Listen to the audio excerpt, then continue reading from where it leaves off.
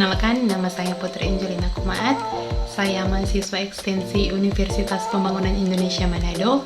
Dan saat ini saya akan membuat video untuk memenuhi tugas ujian tengah semester keperawatan gawat darurat. Saat ini saya akan membahas tentang peran dan fungsi perawat gawat darurat.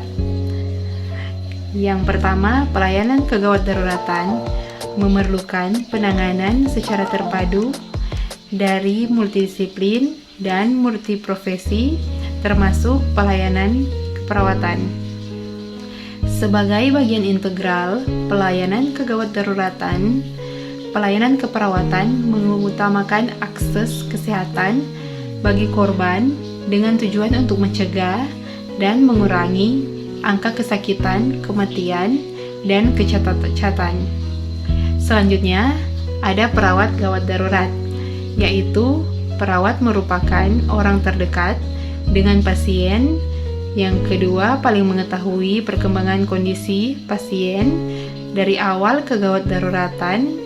Yang ketiga, bertanggung jawab dari awal tindakan yang dilakukan sampai pada pendokumentasian. Selanjutnya, berpikir cepat dan memiliki inisiatif yang cepat. Peran adalah tingkah laku yang dilakukan orang lain terhadap seseorang sesuai dengan kependudukan dalam sistem. Dan fungsi adalah pekerjaan yang dilakukan sesuai dengan perannya. Kita masuk dalam peran perawat, yaitu sebagai tenaga pelaksana kesehatan. Yang kedua, sebagai pengelola dalam bidang pelayanan keperawatan dan institusi pendidikan. Yang ketiga, sebagai pendidik dalam ilmu keperawatan. Yang keempat, sebagai peneliti. Selanjutnya, kita akan membahas tentang peran perawat sebagai pelaksana, yaitu pertama, sebagai pemberi asuhan keperawatan, kedua, pembuat keputusan, yang ketiga, pelindung dan advokat pasien, yang keempat, edukator, yang kelima, koordinator, yang keenam, kolaborator, yang ketujuh, konsultan. Dan untuk lebih jelasnya lagi, kita bisa baca pada slide-slide yang ada untuk pengertian tersebut. Selanjutnya, kita akan membahas tentang fungsi perawat. Yang pertama, fungsi independen. Yang kedua, fungsi dependen.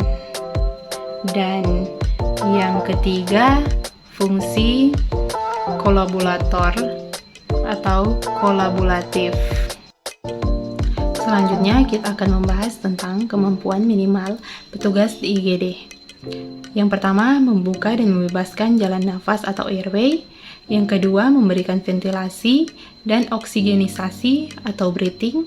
Yang ketiga, memberikan sirkulasi artifikal dengan jalan masase jantung luar atau circulation. Yang keempat, menghentikan perdarahan, balut bidai, transportasi, pengenalan dan penggunaan obat resusitasi, membuat dan membaca rekaman EKG. Yang kelima, melakukan triase. Yang keenam, mampu mengatasi masalah pasien. Yang ketujuh, melakukan pencatatan dan pelaporan dari pemberian ASKEP. Dan yang terakhir, mampu berkomunikasi dengan baik.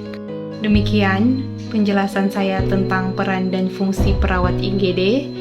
Bila ada kekurangan atau ada kesalahan, mohon maaf dan semoga bermanfaat. Tuhan Yesus memberkati.